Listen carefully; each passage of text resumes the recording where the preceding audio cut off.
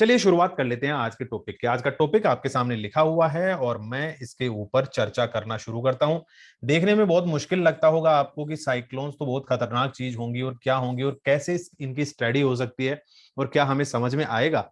देखते जाइए कितना आसान चीज है और कौन कौन से प्रश्न इस पे बनते हैं। देखो बच्चा, सबसे पहले चीज है कि साइक्लोन क्या है। तो उसके लिए हमें देखना होगा पिछले दो टॉपिक के बारे में। मैंने दो तीन शब्द आपको बताए थे, एक एयर बताया था, एक विंड बताया था और फिर लास्ट में बताया था कि साइक्लोन्स। अगर आपको याद है तो तीन शब्द मैंने बताए थे, एक वायु, दूसरा जो शब्द था वो था पवन और तीसरा शब्द मैंने बताया था चक्रवात। ये तीनों एक साथ जुड़े हुए हैं, तीनों ही शब्द एक साथ जुड़े हुए हैं। पवन में जब गति होती है, गति यानी कोई भी मूवमेंट होता है, तो उसको हम क्या कहते हैं? वायु में जब गति होती है तो उसको कहते हैं पवन। और जब इसकी स्पीड बढ़ जाती है और कैसे घूमने लग जाए? सर्कुलर मोशन में। Circular and very fast motion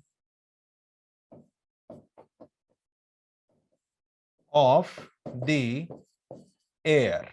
तो चक्रवात की परिभाषा क्या होगी? परिभाषा होगी जब वायु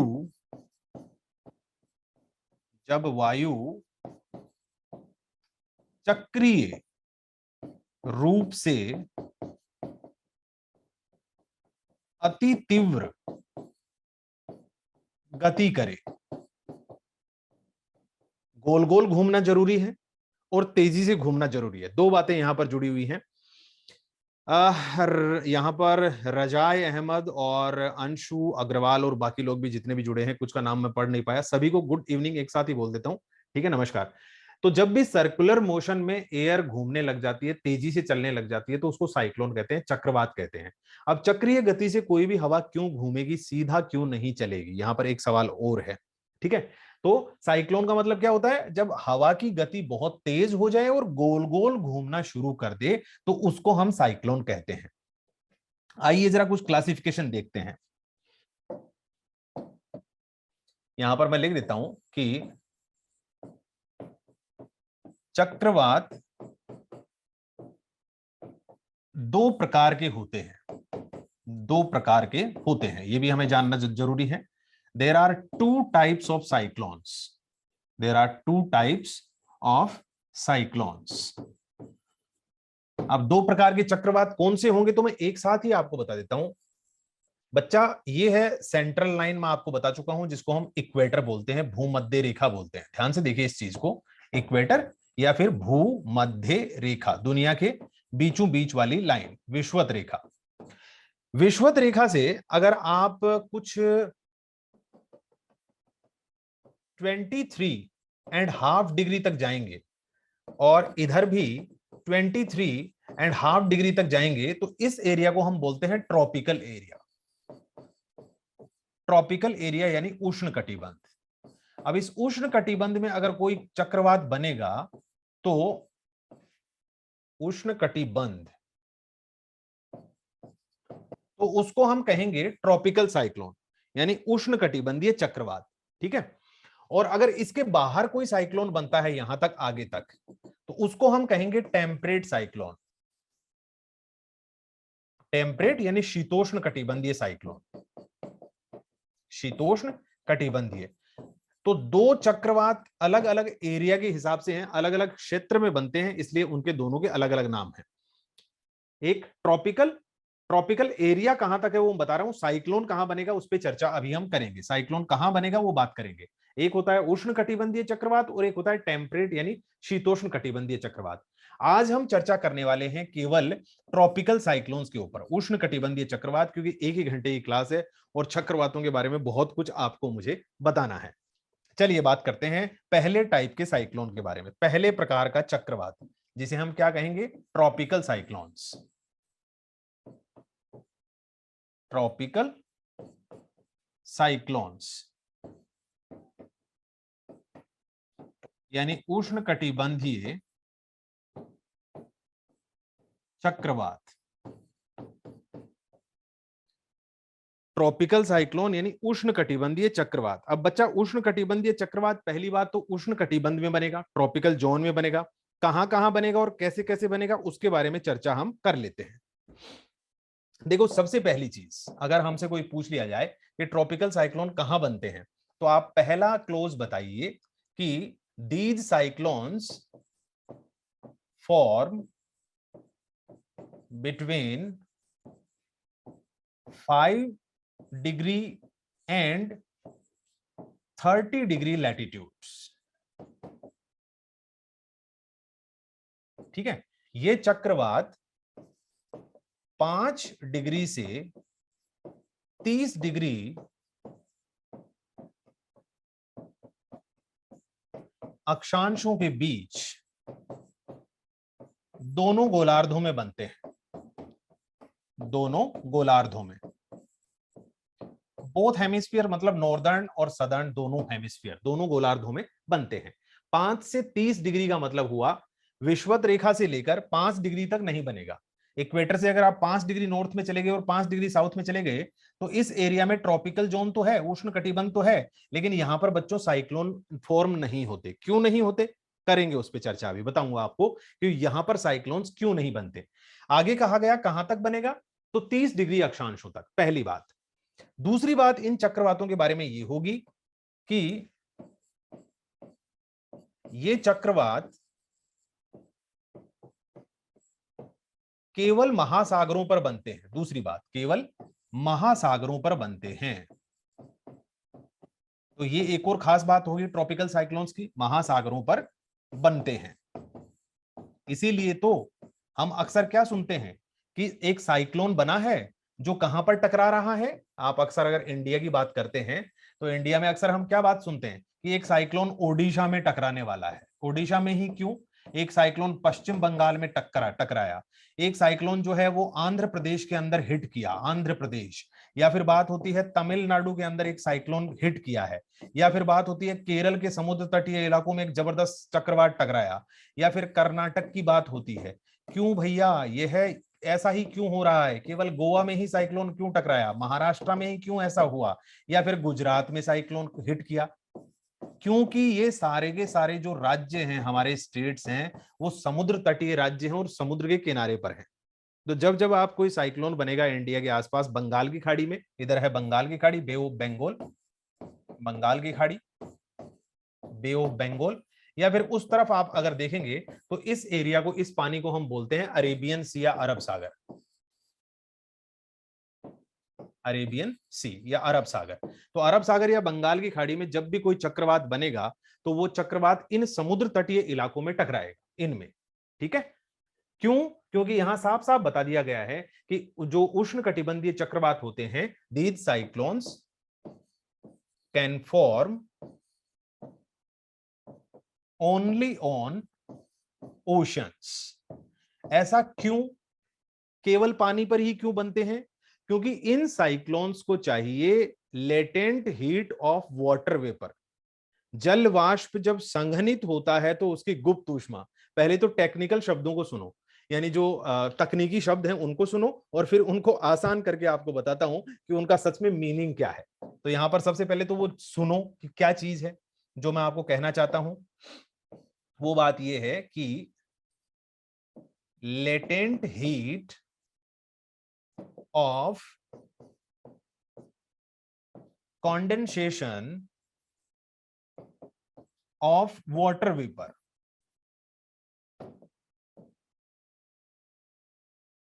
क्या कहा गया यहां पर? जल वाष्प के संघनन की गुप्त ऊष्मा इन चक्रवातों को ऊर्जा प्रदान करती है। जल वाष्प के संघनन की गुप्त ऊष्मा इन चक्रवातों को ऊर्जा प्रदान करती है। यहां पर कुछ शब्द देखो जरा आप। वाटर वेपर को तो सब लोग जानते हैं कि जलवाष्प क्या होता है, सब लोग जानते हैं कि जलवाष्प का मतलब होता है पानी की भाप। वाटर वेपर का मतलब, जलवाष्प का मतलब पानी की जो भाप होती है। उसके संघनन से क्या मतलब है? कॉन्डेंसेशन से। भाप जब पानी में बदलती है तो उस प्रोसेस को, उस प्रक्रिया को कहते हैं हम संघनन। whenever the water vapor converts into the water droplets, that process is called condensation. पानी में भाप, पानी की भाप उड़ रही है हवा में, पानी की बूंदों में जब वो बदलेगी तो उस प्रक्रिया को कहते हैं संघनन। अब उस संघनन के समय एक लेटेंट हीट, हिडन हीट या गुप्त ऊष्मा निकलती है जो चक्रवातों को ऊर्जा प्रदान करती है। गुप्त ऊष्मा सबसे पहले तो क्या है, जरा इस चीज को समझिए। गुप्त ऊष्मा का मतलब क्या है? देखो बच्चा, अगर आप कभी पानी को गर्म करते हैं, कभी भी आप पानी को गर्म करना शुरू कीजिए, जब आप पानी को गर्म करेंगे और थर्मामीटर से उसका टेम्परेचर चेक करेंगे तो आपको एक टाइम आएगा जब पानी का तापमान 100 डिग्री सेल्सियस मिलेगा। इस पानी का तापमान जब आप देखेंगे तो एक टाइम ऐसा आएगा कि गर्म होते होते पानी 100 डिग्री सेल्सियस गर्म हो चुका होगा, क्योंकि यहां पर हमने आग जला रखी है और पानी लगातार गर्म हो रहा है। आप चाहते हैं कि इस पानी को अगर आप थोड़ा सा और गर्म करें, थोड़ा सा और गर्म करें, तो आप थर्मामीटर को बाहर करेंगे, वापस जीरो के पास ले जाएंगे, 10 मिनट गर्म करेंगे, फिर चेक करेंगे, फिर से आपको जो टेम्परेचर मिलेगा, चौंका देने वाली बात होगी, तब भी पानी 100 डिग्री सेल्सियस ही गर्म होगा। आपने सोचा थर्मामीटर खराब होगा, क्यों ना इस थर्मामीटर को फेंक दिया जाए, दूसरा थर्मामीटर लाया जाए। ठीक है, तो फिर हमने थर्मामीटर दूसरा चेक किया, 10 मिनट गर्म करने के बाद फिर से जो टेम्परेचर था वो 100 डिग्री सेल्सियस था। ठीक है, 100 डिग्री सेल्सियस था। अब हम श्योर हो गए ये लेवल 1 के लिए है ना सर? सबके लिए है बच्चा, सबके लिए है, लेवल 1 के लिए भी, लेवल 2 के लिए। पेपर 1 की बात कर रहे हैं क्या आप? पेपर 1 नहीं, पेपर 1 की क्लासेस देखो। हाँ, एक सूचना और सुन लो आप सब लोग, जो लोग क्लास नहीं देख रहे हैं, मैं ईवीएस का पेपर 1 आज से ही स्टार्ट किया है मैंने। सफलता.com के यूट्यूब चैनल पे आप देख सकते हैं, पहला आज क्लास लिया था मैंने उसके ऊपर। यहां पर भी होगी क्लासेस, लेकिन अगर जो जुड़ना चाहते हैं उसके साथ, तो वो आज पहला पेपर मैंने लिया था। पहला पेपर जो क्लास 1 to 5 के लिए होता है ना, पेपर 1, ठीक है, ईवीएस का, उसका मैंने कम से कम 30 के आसपास क्वेश्चंस करवाए थे, बड़े सॉल्व करके। ऐसे क्वेश्चंस एग्जाम में आते हैं तो वो जरूर वीडियो देख लेना आप। दोपहर में क्लास थी मेरी आज 2 to 3 PM, 2 से 3 बजे के बीच में क्लास थी, तो उसको जरूर देख लेना। यूट्यूब वाली क्लास का टाइमिंग रीना जायसवाल मैंने बताया 2 to 3 PM थी वो क्लास। अब तो कल से तो शायद छुट्टियां हैं, तो कल से तो मैं क्लास ले नहीं पाऊंगा, 7 तारीख को आऊंगा वापस। मैं भी अपने गृह निवास जा रहा हूं, जहां का हूं, राजस्थान से, जयपुर से, तो वहां जा रहा हूं, 4-5 दिन रह के आऊंगा, बहुत दिन हो गए गए हुए। टाइमिंग नोटिफिकेशन क्यों नहीं आती? नोटिफिकेशन यूट्यूब का चैनल आप सब्सक्राइब करके रखो और उसके ऊपर बेल आइकन प्रेस कर लो, जैसे ही क्लास स्टार्ट होगी आपके पास नोटिफिकेशन आ जाएगा। और फिर भी अगर आपके पास नोटिफिकेशन नहीं आ रहा है तो एक चीज आपको और करनी पड़ेगी, आपके फोन के अंदर सेटिंग्स में जाइए, उसके अंदर एप्स होता है लिखा हुआ, एप्स बता देता हूं आपको, अगर कोई सेटिंग बंद होगी वहां पर लिखा होगा एप्स, इस एप्स के अंदर जाओ और सबसे नीचे जाओ और सफलता.com जो एप्लीकेशन है उसको खोलो, उसमें आप खोलो नोटिफिकेशन। नोटिफिकेशन में यस कर लो, उसको ओपन कर लो, तभी नोटिफिकेशन आएगा, नहीं तो नोटिफिकेशन नहीं आएगा। और यूट्यूब जो है ना, यूट्यूब, उसका भी नोटिफिकेशन ऑन कर लेना। अगर दो चीजें आपने बंद कर रही हैं तो नोटिफिकेशन नहीं आएगा। यूट्यूब का बता रहा हूं, यूट्यूब को में भी वैसे ही जाना होगा। तो बच्चों देखो यहां पर, देखो जरा ध्यान दो, टॉपिक के ऊपर ध्यान दो, समय बीत रहा है, और बातें भी कर लेंगे बाद में। पानी को गर्म करते रहो, उसका टेम्परेचर कभी भी 100 डिग्री सेल्सियस से, हाँ कल से छुट्टी है, मेरी छुट्टी है, मतलब यहाँ सफलता की, तो आपको नोटिस दे दिया जाएगा छुट्टी है या नहीं है। मैं कल से छुट्टी पे जा रहा हूँ, संडे को आऊंगा वापस, तो मंडे से क्लासेस लूंगा। ठीक है, तो ये जो पानी को एक्स्ट्रा हीट हमने दी है, अतिरिक्त ऊष्मा दी है, वो कहां चली गई? वो जलवाष्प लेके भाग गई, जो वाटर वेपर था ना वो लेके भाग गया, तभी हमें यहां पर नजर नहीं आ रहा, यहां पर नजर नहीं आ रहा है वो। ठीक है, इसी को कहते हैं गुप्त ऊष्मा। अब होगा क्या, ये भाप जब वापस ठंडी होकर पानी में बदलेगी ना बच्चों, याद रखो, जब ये भाप वापस ठंडी होकर पानी में बदलेगी, कब बदलती है? अरे रेन के टाइम बदलती है ना। जब वर्षा होती है तो क्या होता है, वर्षा के समय यही तो होता है कि पानी की भाप वापस पानी में बदलती है, नीचे गिरती है। तो यहां तो ये एक्स्ट्रा हीट, जो लेटेंट हीट थी, उसको लेके चली गई, गुप्त ऊष्मा को। लेकिन जब वापस पानी में बदलती है तो इसी लेटेंट हीट को ये छोड़ देती है। और ये हीट किसको मिल जाती है? जब ये छोड़ती है इस हीट को, तो किसको मिल जाएगी? एयर को, वायु को। और वायु को मिल जाएगी तो वायु कैसे हो जाएगी? गर्म। बस हमें गर्म वायु की ही जरूरत है, खूब सारी गर्म हवा की जरूरत है साइक्लोन बनाने के लिए। आइए हम वापस पीछे आते हैं। Latent heat of condensation of water vapour, जलवाष्प के संघनन की गुप्त ऊष्मा जो होती है वो इन चक्रवातों को ऊर्जा प्रदान करती है। इसीलिए तो ये महासागरों के ऊपर बनते हैं। जमीन के ऊपर बना हुआ चक्रवात उतना पावरफुल नहीं होता। अगर आप देखेंगे कभी कि छोटा सा गोल गोल हवा घूमने लग गई, धूल उड़ रही है, कितनी देर, 10 मिनट, 15 मिनट, 20 मिनट, आधा घंटा, 1 घंटा, खत्म। एंड हो जाएगा, उसके बाद में वो गोल गोल घूमना बंद कर देती है हवा। लेकिन जब आप बंगाल की खाड़ी या अरब सागर पर बने हुए चक्रवात को देखते हैं, तो ऐसे चक्रवात 4-4 5-5 दिन तक बने रहते हैं, हटते ही नहीं है, ताकतवर बने रहते हैं। लेकिन जब जब ये साइक्लोन जमीन के ऊपर एंट्री करेंगे, व्हेनेवर दीज साइक्लोन्स लैंडफॉल, जमीन पर आएंगे, तो जैसे ही ये 10 20 30 किलोमीटर आगे बढ़ते हैं, इनका असर खत्म हो जाता है, इनकी स्पीड कम हो जाती है। क्यों? क्योंकि इनको जलवाष्प की जो संघनन की गुप्त ऊष्मा है ना, वो मिलना बंद हो जाती है, क्योंकि वाटर वेपर ही मिलना बंद हो जाएगा। जब तक ये महासागरों के ऊपर है, तब तक इनको वाटर वेपर मिलेगा, जलवाष्प मिलेगा। प्राइमरी लेवल का बच्चा आज ही तो पढ़ाया है संदीप कुमार, यूट्यूब के ऊपर देखो तो सही, यहाँ पर भी पढ़ाऊंगा। प्राइमरी लेवल वाला भी आज से ही तो स्टार्ट किया है मैंने, सोचा जो लोग एडमिशन नहीं ले रखे हैं बैच के, उनको भी पता चल जाएगी बैच में ये सब कुछ होने वाला है। हाँ, आपके लिए भी है वो क्लास, देखो तो सही वहां पे। आज थी 2 से 3 बजे क्लास ली थी मैंने, और वो ईवीएस, सीटेट, यूपीटेट, जितने भी और हैं, जो स्कूल्स वाले होते हैं, सेंट्रल स्कूल वगैरह में जो भी टीचर्स की एलिजिबिलिटी टेस्ट होता है, उसमें सब में काम में आने वाला है। और मैं कम से कम भी बहुत सारे हजारों क्वेश्चंस आपको करवाऊंगा, और उनका एक्सप्लेनेशन भी दूंगा साथ में, ताकि थ्योरी भी साथ में होती रही और क्वेश्चन की प्रैक्टिस भी। आखिरकार आएगा कहाँ क्या वहां पर, आएगा तो प्रश्न ना, तो प्रश्नों के साथ साथ पढ़ेंगे। हाँ हाँ शिखा, हाँ हाँ बच्चा, हाँ ठीक है जी। तो ये अब देखो, आखिर ये चक्रवात 5 डिग्री से 30 डिग्री के बीच में बनते हैं, यहां पर कहा गया कि 5 से 30 डिग्री के बीच में बनता है और पानी के ऊपर बनता है। तो इसका क्या मतलब है, 5 से 30 के बीच में ही क्यों बनेगा? 5 से 30 के बीच में इसलिए बनेगा बच्चा, क्योंकि 5 से 5 के बीच में एक जगह होती है 0 डिग्री से 5 डिग्री उत्तरी अक्षांश और 5 डिग्री दक्षिणी अक्षांश के बीच में, जिसको हम कहते हैं डोल्ड्रम। डोल्ड्रम या फिर ITCZ। ITCZ, जब मैंने विंड्स वाला टॉपिक करवाया था तो मैंने बताया था कि 5 डिग्री उत्तरी अक्षांश से 5 डिग्री दक्षिणी अक्षांशों के बीच में जब इनकी तरफ व्यापारिक हवाएं चलकर आती हैं, ट्रेड विंड्स चलकर आती हैं, तो वो इतनी गर्म हो जाती हैं कि वो धरातल पर चल ही नहीं पाती, बल्कि धरातल से ऊपर की तरफ भाग जाती हैं। धरातल से ऊपर की तरफ भाग जाती हैं, ऐसे सरफेस से ऊपर भाग जाती हैं। ठीक है, तो यहां पर हवाएं चलती हुई नजर ही नहीं आती, यहां पर हवा ही नहीं चलती। अरे भैया, जब विंड ब्लो ही नहीं करेगी तो साइक्लोन बनने का चांस बनेगा? जब हवा चलेगी ही नहीं धरातल पर, सरफेस पर, तो साइक्लोन कैसे बनेगा? तो इस डोल्ड्रम में या ITCZ में चक्रवातों का निर्माण नहीं होता। अगर ऐसा कभी आ जाए एग्जाम में कि आखिर डोल्ड्रम में या फिर ITCZ यानी इंटर ट्रॉपिकल कन्वर्जेंस जोन, यानी अंतः उष्ण कटिबंधीय अभिसरण क्षेत्र के अंदर चक्रवातों का निर्माण क्यों नहीं होता, जबकि वहां महासागर भी है और वहां पर टेम्परेचर भी खूब रहता है, तापमान भी खूब है, पानी की भाप भी खूब है, महासागर भी है, फिर भी 5 डिग्री उत्तरी अक्षांश से 5 डिग्री दक्षिणी अक्षांश के बीच में साइक्लोन्स का फॉर्मेशन क्यों नहीं होता? तो आप दो कारण ढूंढ लेना वहां पर। एक तो लिखना एब्सेंस ऑफ विंड्स, एक कारण तो ये मिलेगा कि पवन शून्य क्षेत्र है, पवन शून्य क्षेत्र है, यानी पवन नहीं चलती। दूसरी चीज कहना,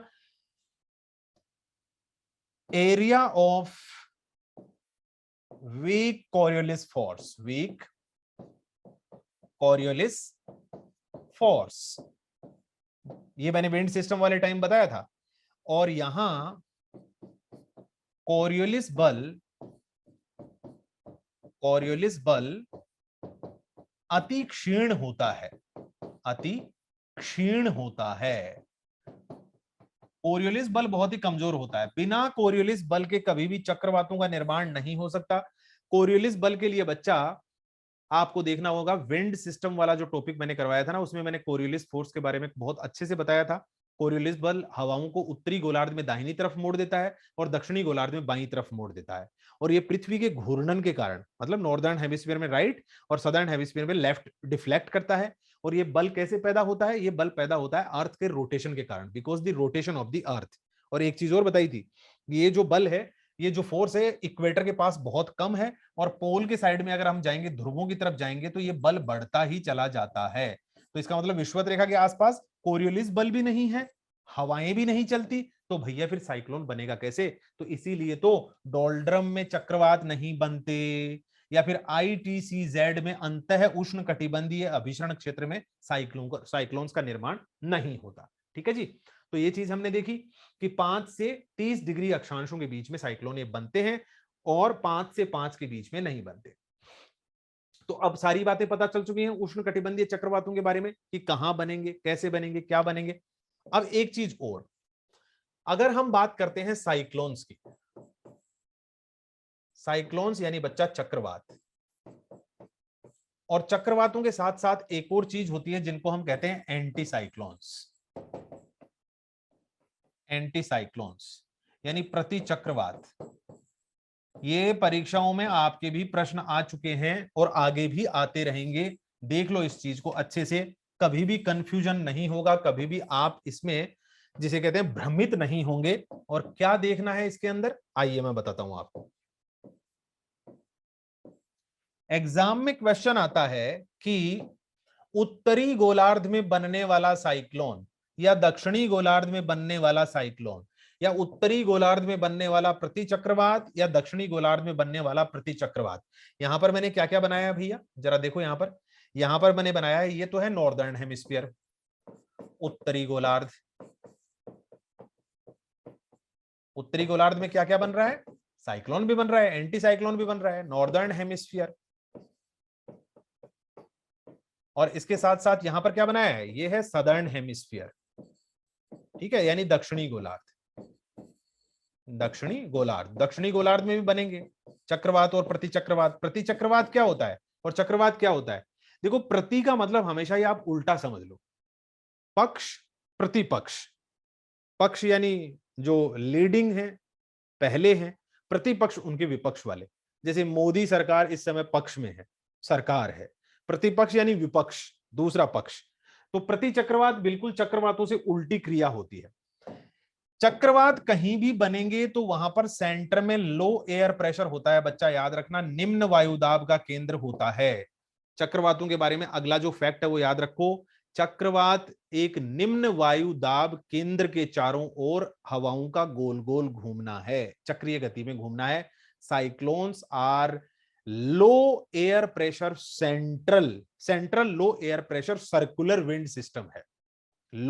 central low air pressure circular wind system, समझ गए, central low air pressure circular wind system. केंद्र में निम्न वायुदाब के साथ चक्रीय रूप से हवाएं घूमे तो वो साइक्लोन होता है। तो साइक्लोन्स के सेंटर में लो एयर प्रेशर होता है, यस। एंटी साइक्लोन्स के सेंटर में हाई प्रेशर होता है, यस। यानी जो प्रति चक्रवात होते हैं उनके केंद्र के अंदर उच्च वायुदाब मिलता है। तो दो अलग अलग बातें हो गई, बिल्कुल विपरीत हो गई। चक्रवात में केंद्र में कैसा होगा, निम्न वायुदाब, हवाएं चारों तरफ से चलकर आएंगी। केंद्र में क्या होगा, निम्न वायुदाब, हवाएं चारों तरफ से चलकर आएंगी। प्रति चक्रवात में उल्टा हो गया, सेंटर में हाई प्रेशर है, जो भी विंड्स चलेंगी सेंटर से बाहर की तरफ चलेंगी, सेंटर से बाहर की तरफ, सेंटर से बाहर की तरफ, ऐसे। अब उत्तरी गोलार्ध में कैसे हवा चलती है, कोरियोलिस बल के अनुसार, कोरियोलिस फोर्स के अकॉर्डिंग। नीलम वेदी, क्या रिपीट करना है बताओ, क्या रिपीट करना है बच्चा, कौन सी बात, पूरी क्लास ही रिपीट? तो दोबारा देख लेना, आपके पास तो होती है, सफलता.com एप्लीकेशन डाउनलोड करके रखो, वहां पर सारी क्लासेस मिल जाएंगी, सारी क्लासेस मिल जाएंगी, ठीक है। शुभेंद्र त्यागी, सर ये टॉपिक 1 फर्स्ट पेपर में टॉपिक नहीं, नहीं बच्चा, फर्स्ट पेपर में मतलब फर्स्ट पेपर का जो ज्योग्राफी वाला पार्ट होता है उसके अंदर साइक्लोन्स के बारे में पूछा जाता है। ईवीएस वाला मैं बता चुका हूं यूट्यूब के अंदर, आज ही क्लास ली थी यार। रूबी पांडे, समझ में नहीं आ रहा है सर, समझ में नहीं आ रहा इसीलिए बच्चा मैं पढ़ा रहा हूं, अगर समझ में आ चुका होता तो आप अब तक टीचर बन चुके होते, ठीक है, टीचर बनोगे ना अभी। और मैं अभी दोपहर वाली क्लास में कह ही रहा था कि जिस दिन आपने ये समझ लिया कि अब मुझे सब कुछ समझ में आ गया तो भी गलत चीज है, और जिस दिन ये सब आपने सोच लिया कि मुझे तो समझ में नहीं आ रहा, छोड़ के भाग जाओ, तब भी समझ में नहीं आएगा। दोनों ही चीजें समझने की कोशिश करो, तभी मैं यहां बैठा हूं, सारी चीजों को रिपीट करूंगा, समझो चीजों को। नहीं समझ में आ रहा है तो शांति से देखो, क्लास आपके पास दोबारा भी होगी, दोबारा देखो। फिर भी ना समझ में आए, डाउट क्लासेस भी होंगी, डाउट क्लासेस भी लूंगा मैं। प्रश्न उत्तर पढ़ना, नहीं हो रहा हो मेरे से पूछना कि सर देखो ये नहीं हो रहा आपके पढ़ाने के बाद में, यकीन मानो मेरे पढ़ाने के बाद में जो क्वेश्चन आएगा वो सॉल्व होगा। और अगर आप ये मान के बैठ जाओगे कि समझ में नहीं आ रहा मैं तो छोड़ देता हूं, या फिर ये तो पता नहीं क्या पढ़ा रहे हैं, ये तो मेरे बस की बात नहीं है, तो फिर देखो एग्जाम पास नहीं होगी, क्योंकि एग्जामिनर हमारा कोई सगा तो लगता नहीं, भाई नहीं है, कोई और चाचा ताऊ नहीं है जो हमें देख के पेपर बनाएगा। वो तो बनाएगा सबके लिए जनरल, और जो सबसे बढ़िया पढ़ता है और जिसको सब समझ में आएगा, जो सारे प्रश्न सॉल्व करेगा अच्छे तरीके से, वो एग्जाम पास करेगा। तो डिफिकल्ट किसी चीज को मत मानो, मानो कि हाँ ठीक है ये चीज ऐसी है जो हमने आज तक नहीं देखी, नहीं पढ़ी, लेकिन अभी हम 2 बार पढ़ेंगे, 3 बार पढ़ेंगे, समझ में आएगा, और फिर क्वेश्चन आंसर लगाएंगे तो हो जाएगा सोल्व। डोंट वरी, आएगा, समझ में आएगा। शांति से सुनते रहो। चक्रवातों में चारों तरफ से हवाएं चलती हैं, उत्तरी गोलार्ध में दाहिनी तरफ मुड़ जाती हैं। जब जब हवाएं चलेंगी उत्तरी गोलार्ध में, हमेशा दाहिनी तरफ मुड़ती हैं बच्चों, हमेशा दाहिनी तरफ मुड़ जाती हैं हवाएं। और ऐसे दाहिनी तरफ मुड़ती हैं सारों चारों तरफ से आने वाली हवाएं। तो मैं आपसे पूछना चाहता हूं कि ये जो एक साइक्लोन बनेगा यहां पर उत्तरी गोलार्ध में, बंगाल की खाड़ी या अरब सागर के ऊपर कोई भी चक्रवात बनेगा, मैं अभी आपको बता रहा था बंगाल की खाड़ी या अरब सागर पर कोई भी चक्रवात बनेगा, तो मुझे बताओ वहां बनने वाला चक्रवात घड़ी की सुई की दिशा में घूमेगा क्लॉकवाइज, या घड़ी की सुई से विपरीत दिशा में घूमेगा एंटी क्लॉकवाइज? जरा फोटो को देख के बताओ। उत्तरी गोलार्ध में रहते हैं ना हम, भारत उत्तरी गोलार्ध में है, नॉर्दर्न हेमिस्फीयर में, इक्वेटर से नॉर्थ में, ठीक है? तो वहां पर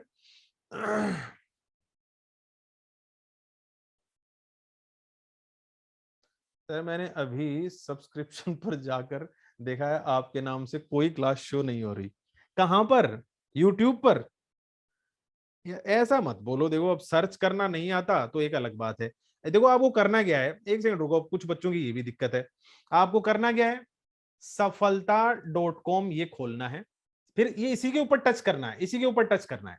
तो आपके सामने ऐसा एक पेज खुलेगा, बच्चा ध्यान से देखो, ऐसा एक पेज खुलेगा। इस पेज के ऊपर आपको दूसरे नंबर वाले को दबाना है, वीडियोस।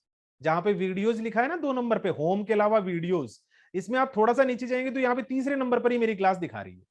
ये देखो वीडियोस में अगर आप देखेंगे तो तीसरे नंबर पर ही मेरी क्लास दिखा रही है, ये आज दोपहर की क्लास है। दिख गया? अब मिल गया? शक्ति दुबे अब हो रही है शो, मिल गया ना? तरीका बता देता हूं आपको, यूट्यूब पे क्लास सर्च करने का तरीका, ठीक है? इस तरीके से क्लास सर्च की जाती है यूट्यूब के ऊपर। कोई भी चैनल है, जैसे सफलता.com है, सबसे पहले यूट्यूब पे लिखो सफलता.com, जैसे ही आ जाए तो सफलता.com के ऊपर ही क्लिक करो, वो उसका पेज खुल जाएगा। उसका पेज खुलते ही दूसरे नंबर पर दबाओ वीडियोज में, तो जो जो वीडियोज उसमें आज के हैं वो सबसे पहले रहेंगे, और उसके पीछे जाओगे तो पिछले दिनों के वीडियोज आपको मिल जाएंगे, सबके मिल जाएंगे। किसी के नाम से सर्च करने की जरूरत नहीं है, किसी के नाम से सर्च करोगे तो पता नहीं कहां दुनिया भर के कौन कौन सी वीडियो आ जाएंगे आपके पास। ठीक है, चलो आगे बढ़ते हैं। तो कैसा लग रहा है आपको, उत्तरी गोलार्ध में अगर कोई चक्रवात बनता है तो आपको कैसा लग रहा है? इसका चक्रीय गति क्लॉकवाइज है या एंटी क्लॉकवाइज? मैंने आपसे प्रश्न पूछा, ये इधर गई घूमी, ये इधर गई घूमी, तो आफ्टर ऑल अंततः जो हवा घूम रही है बच्चा, वो कैसे घूम रही है? ऐसे, ऐसे, इस तरीके से, इस तरीके से। इधर देखो, बस यही प्रश्न है, यही प्रश्न है बच्चा, परीक्षा में आएगा। बंगाल की खाड़ी और अरब सागर पर एक चक्रवात का निर्माण हुआ। सामान्यतः यह चक्रवात घड़ी की सुई की दिशा में घूमता है, वाक्य लिखा हुआ है वहां पर, आपको बताना है वो गलत है या सही है। अगर आपको कॉन्सेप्ट पता है तो आप तुरंत पकड़ लेंगे कि उत्तरी गोलार्ध में हवा चलते ही दाहिनी तरफ मुड़ती है, दाहिनी तरफ मुड़ती है, राइट साइड में, राइट साइड में, राइट साइड में, राइट साइड में, राइट साइड में, लेकिन चारों तरफ से ही ऐसे आएगी तो ये इसको धकेलेगी, ये इसको धकेलेगी, ये इसको, और जो गोल गोल चक्कर बनेगा ना वो क्लॉकवाइज नहीं बनेगा बच्चा, बल्कि वो बनेगा एंटी क्लॉकवाइज, घड़ी से विपरीत दिशा में। यहाँ पे आख्या जो बता रही है वो बिल्कुल सही बता रही हैं। सर कहाँ है सर, जाना रहे हैं, जान रहे हैं, पता नहीं क्या, संतोष सिंह क्या लिख रहे हो बच्चा? काका है सर, जान रहे हैं, अच्छा ठीक है ठीक है ठीक है, कोई किसी के जानकार अगर वहां पे हैं भैया बोर्ड में एग्जाम देने वाले में, तो फिर तो मेरे वो धन्य है। हो सकता है कोई पर्चा वर्चा हाथ लग जाए, बट ऐसा मत करना, कानूनन जुर्म होता है ये। अगर किसी को पर्चा भी हाथ में लग रहा है तो कहोगे मुझे तो जो उसने दे दिया, ना ना ना ना ना ना, चोरी किया हुआ पर्चा, एग्जाम का पेपर बेचने वाला भी दोषी है और लेने वाला भी दोषी है।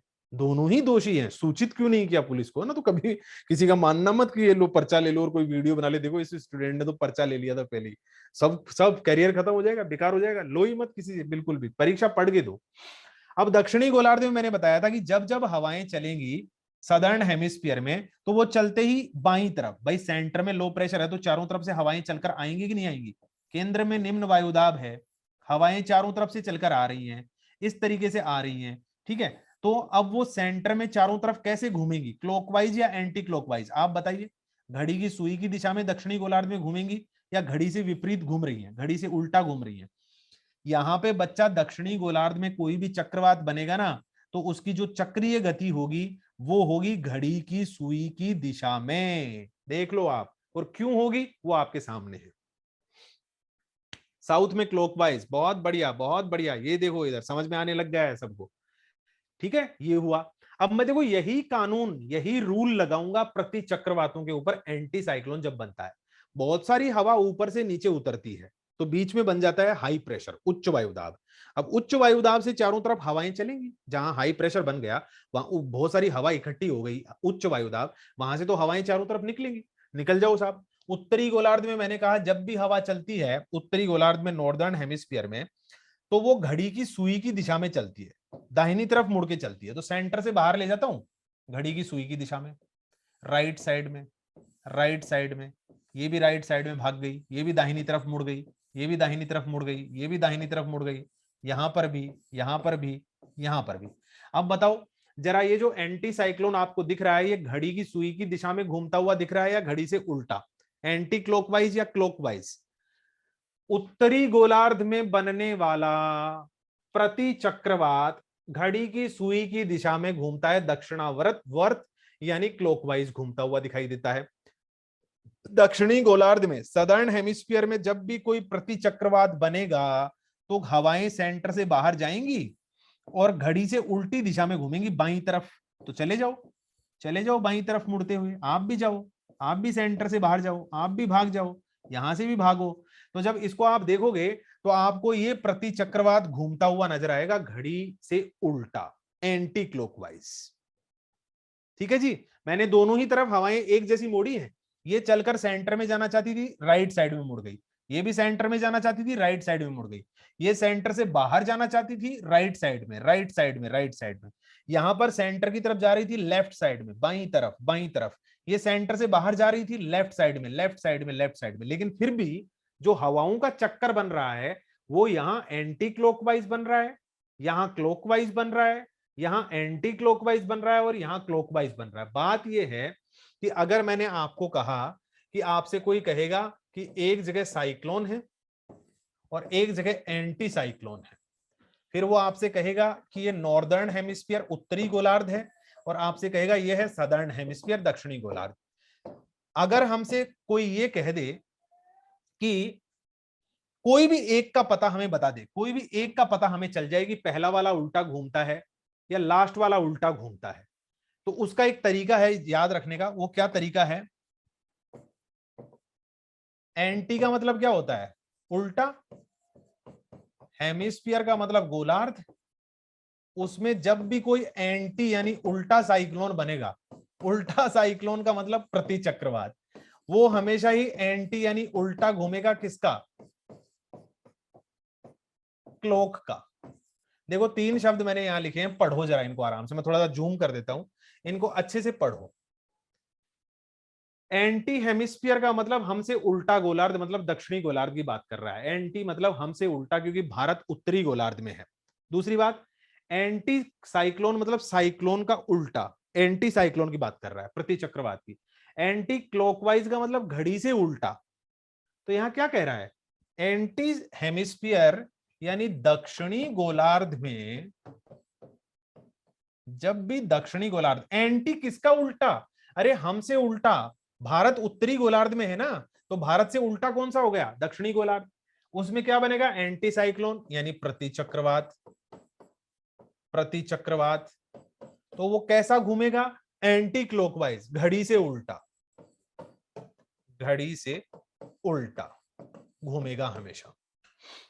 देख लें, एंटी हेमिस्फीयर यानी दक्षिणी गोलार्ध वाला एंटी साइक्लोन यानी प्रति चक्रवात एंटी क्लॉकवाइज घूमता है। तो इसका फायदा क्या हुआ हमें, हो गया ना, इसी का तो फायदा हो गया। एंटी हेमिस्फीयर यानी दक्षिणी गोलार्ध वाला एंटी साइक्लोन यानी प्रति चक्रवात घड़ी से उल्टा घूमता है। तो क्या करें अब, ये घड़ी से सीधा घूमता है, ये घड़ी से उल्टा घूमता है, ये घड़ी से सीधा घूमता है। एंटी हेमिस्फीयर वाला एंटी साइक्लोन उल्टा घूमता है एंटी क्लॉकवाइज। ये क्लॉकवाइज घूमता है, ये एंटी क्लॉकवाइज घूमता है, और ये क्लॉकवाइज घूमता है। ये लो, अब प्रश्न में कैसा भी आ जाए आप कभी भी फंसोगे नहीं, कभी भी नहीं फंसोगे। क्या बात याद रखनी है भाई, कितनी सी बात याद रखनी है, एंटी हेमिस्फीयर वाला एंटी साइक्लोन एंटी क्लॉकवाइज घूमता है। तो अगर इतना याद है तो साइक्लोन, एंटी साइक्लोन, उत्तरी गोलार्ध, और हमसे उल्टा गोलार्ध यानी सदर्न हेमिस्फीयर दक्षिणी गोलार्ध। दक्षिणी गोलार्ध का प्रति चक्रवात उल्टा घूमता है, एंटी हेमिस्फीयर वाला एंटी साइक्लोन उल्टा घूमता है। तो ये सीधा घूमता है, पक्की बात है, ये उल्टा घूमता है और ये सीधा घूमता है। अरे कौन है ये, नॉर्दर्न हेमिस्फीयर का साइक्लोन, नॉर्दर्न हेमिस्फीयर का एंटी साइक्लोन, दक्षिणी गोलार्ध का साइक्लोन, दक्षिणी गोलार्ध का साइक्लोन, और ये है दक्षिणी गोलार्ध का प्रतिचक्रवात यानी एंटी साइक्लोन। तो चारों का उत्तर पता हो जाएगा बच्चा। बस छोटा सा फॉर्मूला याद रखना है कि साइक्लोन कैसे घूमते हैं और एंटी साइक्लोन कैसे घूमते हैं। तो गोल गोल घूमने को या तो आप कोरियोलिस बल से याद रखो या फिर ऐसे याद रखो। ये तो साइक्लोन्स के बनने का प्रोसेस। अब आगे बढ़ते हैं, अब हम बात करते हैं कि जो साइक्लोन होते हैं ट्रॉपिकल साइक्लोन, उनका डायग्राम कैसा बनता है। सर आपने विंड सिस्टम क्लास में क्या कहा था, टाइप विंड में परमानेंट विंड पढ़ाई थी, अदर टू टाइप क्या है, वो भी कर लेते हैं, लोकल और मॉनसून टाइप विंड पढ़ेंगे बेटा, बेटा वो भी पढ़ेंगे। एक साथ बनते हैं क्या, नहीं, बिल्कुल अलग अलग जगह बनेंगे। साइक्लोन और एंटी साइक्लोन एक साथ कैसे बन सकते हैं, एक जगह पर हाई प्रेशर है तो एंटी साइक्लोन बनेगा, और अगर कहीं लो प्रेशर बन गया तो बनेगा साइक्लोन। देखो अब साइक्लोन कैसे बनेगा, मान लीजिए ये एक वाटर बॉडी है, पानी है, जहां पर सनलाइट बहुत जबरदस्त आ रही है, सूर्य का प्रकाश जबरदस्त है, तो पानी गर्म हुआ, हवा भी गर्म हुई, बहुत जबरदस्त हॉट हो चुका है यहाँ पर वाटर एंड एयर। जैसे ही हवा गर्म होती है तो हवा ऊपर की तरफ भागती है, मैंने आपको बताया था, गर्म होने के बाद में हवा ऊपर ऊपर की तरफ भागना शुरू करती है क्योंकि वो फैलना चाहती है। इसी की वजह से वहां पर एक जबरदस्त लो प्रेशर बन जाता है, लो प्रेशर यानी निम्न वायुदाब, निम्न वायुदाब बन जाता है, निम्न दाब बन गया। निम्न दाब बनते ही चारों तरफ से हवाएं इस तरफ भागना शुरू करती हैं, और अगर उत्तरी गोलार्ध है तो दाहिनी तरफ मुड़कर भागेगी, दाहिनी तरफ, दाहिनी तरफ, राइट साइड में डिफ्लेक्ट होकर भागेगी, राइट साइड में। और फिर ये धीरे धीरे गोल गोल घूमना शुरू करती है क्योंकि कोरियोलिस फोर्स इनको एक जगह इकट्ठा नहीं होने देता बल्कि गोल गोल घुमा देता है।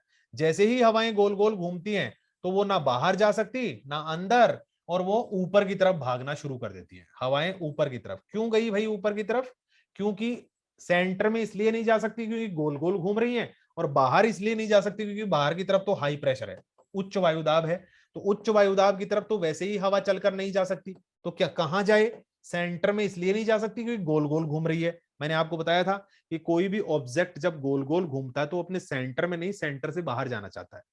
रस्सी के ऊपर एक छोटा सा पत्थर बांधो और उस पत्थर को गोल गोल घुमाओ और छोड़ दो, तुरंत बाहर भाग जाएगा। क्यों, सेंट्रीफ्यूगल फोर्स, अपकेंद्रीय बल, केंद्र से बाहर की ओर लगने वाला बल। कोई भी ऑब्जेक्ट जब सर्कुलर मोशन में होता है, कोई भी वस्तु जब गोल गोल घूम रही होती है तो वो अपने केंद्र को छोड़कर भाग जाना चाहती है। जैसे रस्सी के ऊपर छोटा सा पत्थर बांध के घुमाओ और छोड़ दो, वो भाग जाएगा।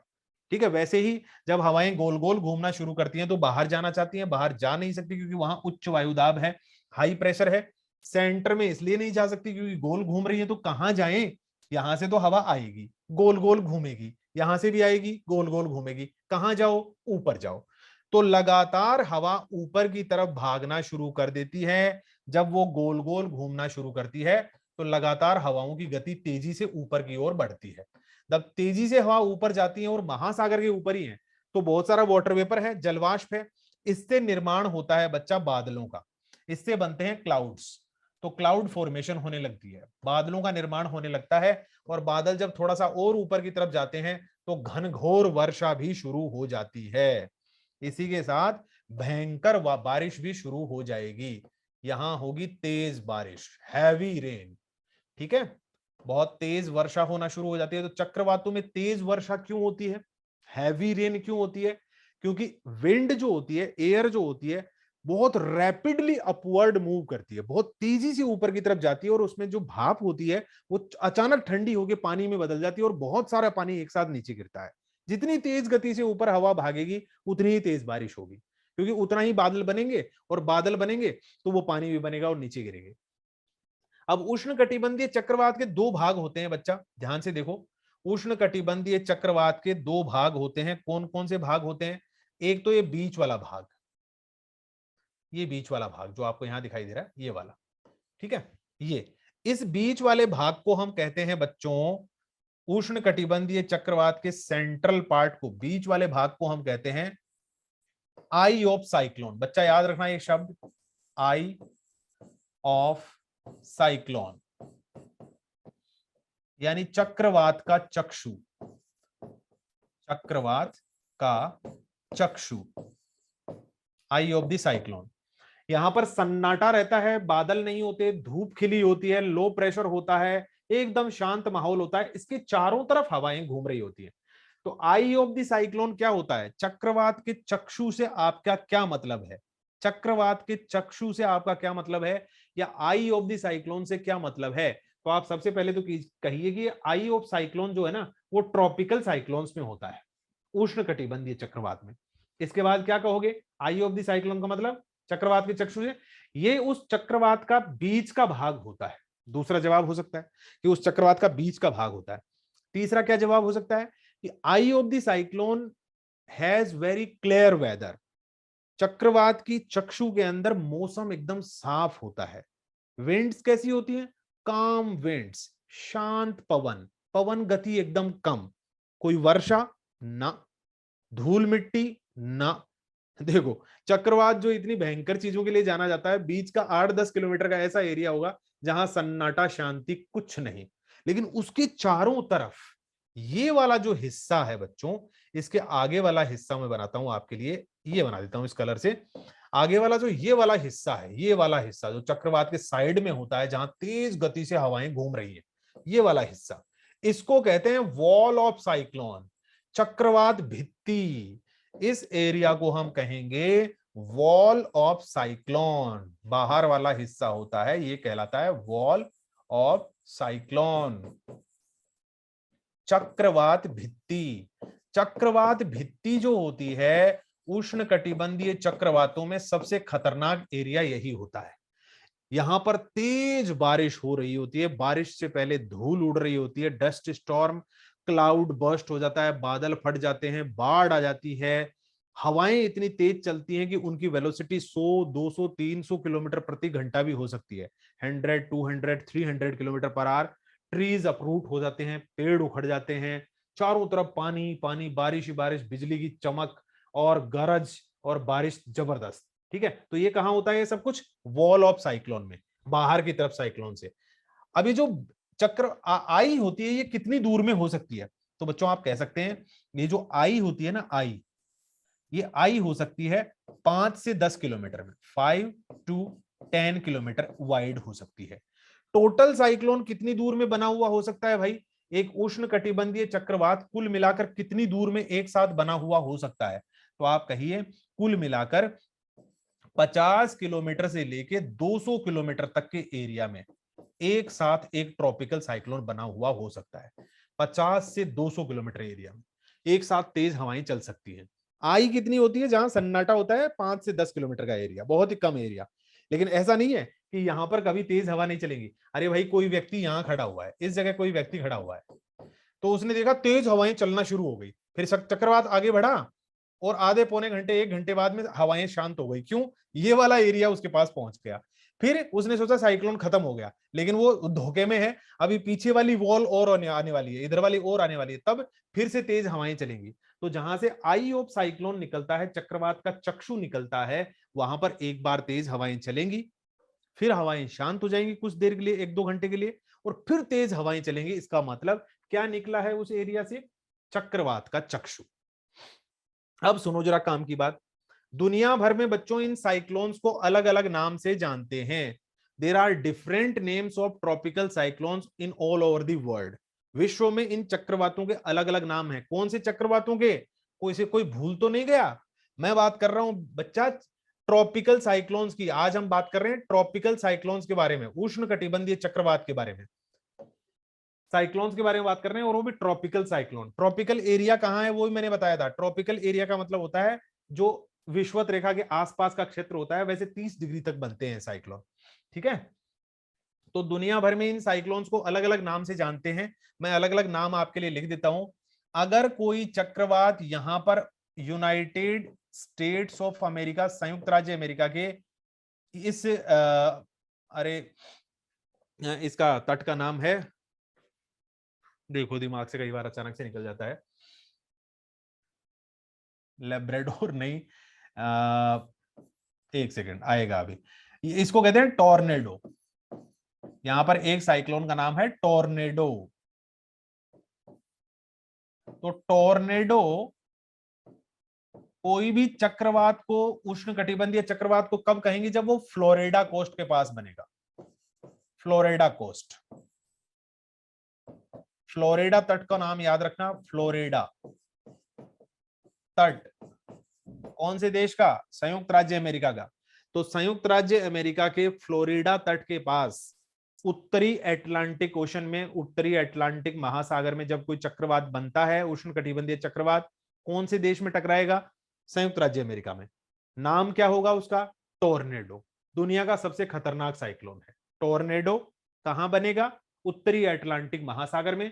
कौन से देश में टकराएगा? यूनाइटेड स्टेट्स ऑफ अमेरिका में। और फ्लोरिडा तट को याद रखना। तो एक नाम तो ये हो गया, फ्लोरिडा तट, नॉर्थ अटलांटिक ओशन, और टॉर्नेडो साइक्लोन का नाम। दूसरा, यहां पर जो पानी है उसको कहते हैं मैक्सिको की खाड़ी, और इसको कहते हैं, इस वाले पानी को कहते हैं कैरेबियन सी। तो gulf of Mexico, gulf of Mexico, Mexico की खाड़ी, मैक्सिको देश है वहां पर, मैक्सिको की खाड़ी, या फिर कोई चक्रवात बने कैरेबियन सी। कैरेबियन सी का मतलब, कैरेबियाई सागर का मतलब होता है बच्चा एक ऐसा सागर,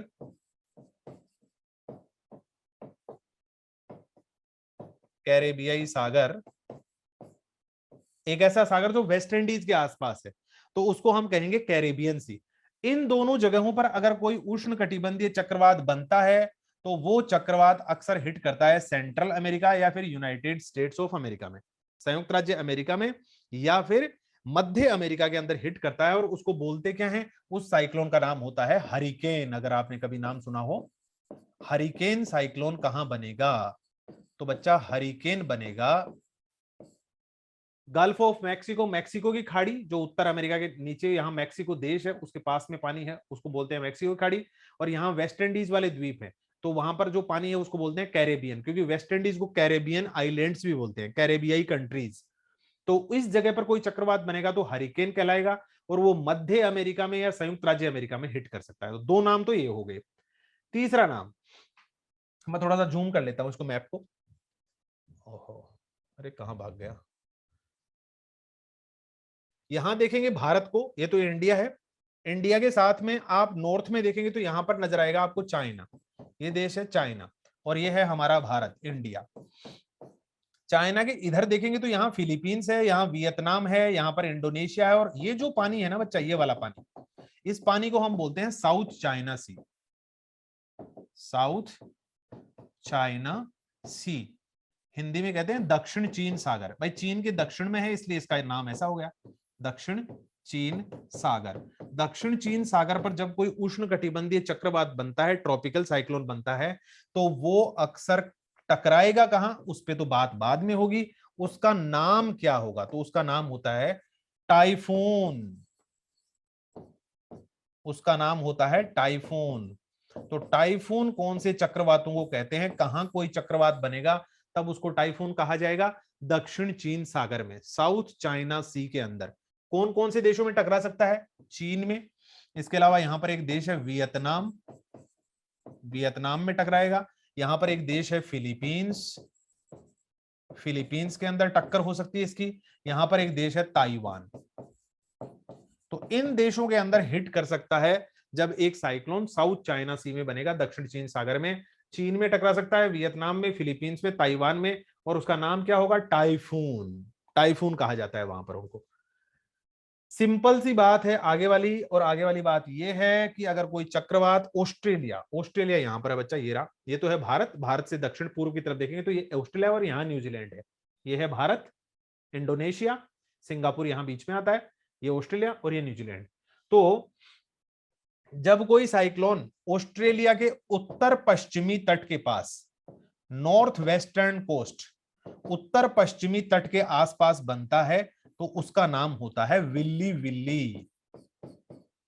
विली विली कब कहा जाता है किसी चक्रवात को? तो विली विली कहा जाता है बच्चा, विली विली कहा जाएगा इसको जब कोई साइक्लोन ऑस्ट्रेलिया के नॉर्थ वेस्टर्न कोस्ट के पास बनता है, ऑस्ट्रेलिया के उत्तर पश्चिमी तट के पास।